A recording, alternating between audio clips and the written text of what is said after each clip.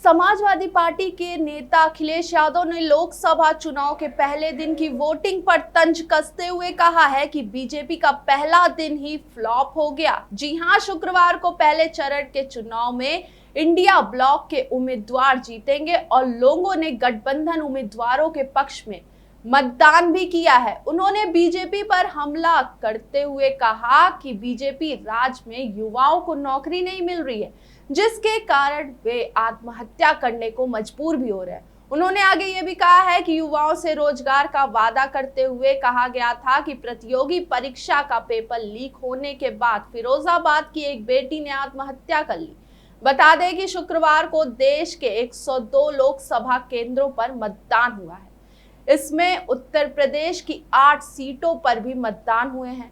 उन्होंने आगे ये भी कहा है कि बीजेपी की कहानी किसी को पसंद नहीं आ रही है, बीजेपी के डायलॉग किसी को भी पसंद नहीं आ रहे, ये भी अखिलेश यादव ने तंज कसते हुए कहा है। वहीं उनका कहना है कि 2 लड़कों के सवाल पर उन्होंने कहा है कि इंडिया गठबंधन भाईचारे को बढ़ाने के लिए बना है, ये नौकरी और रोजगार दिलवाने वाला गठबंधन है। बीजेपी सबसे बड़ी झूठी पार्टी है, ये भी अखिलेश यादव ने कहा है। इस चुनाव में इंडिया गठबंधन जीतने जा रहा है। उन्होंने आगे पत्रकारों के सवालों पे कहा है कि इंडिया गठबंधन की सरकार बनने पर वे लोग नौजवानों को पक्की नौकरी देने के लिए भी काम करेंगे।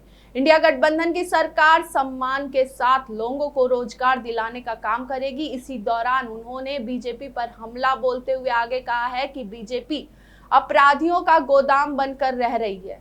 सपा प्रमुख ने पहले चरण के मतदान पर तंज कसते हुए आगे ये भी कहा है कि भाजपा के लिए पहले दिन का पहला शो ही फ्लॉप हो गया है। जनता को अब ना बीजेपी के लोगों की अदाकारी अच्छी लग रही है और ना ही लोगों को कहानी और घिसे पिटे वही डायलॉग अच्छे नहीं लग रहे हैं।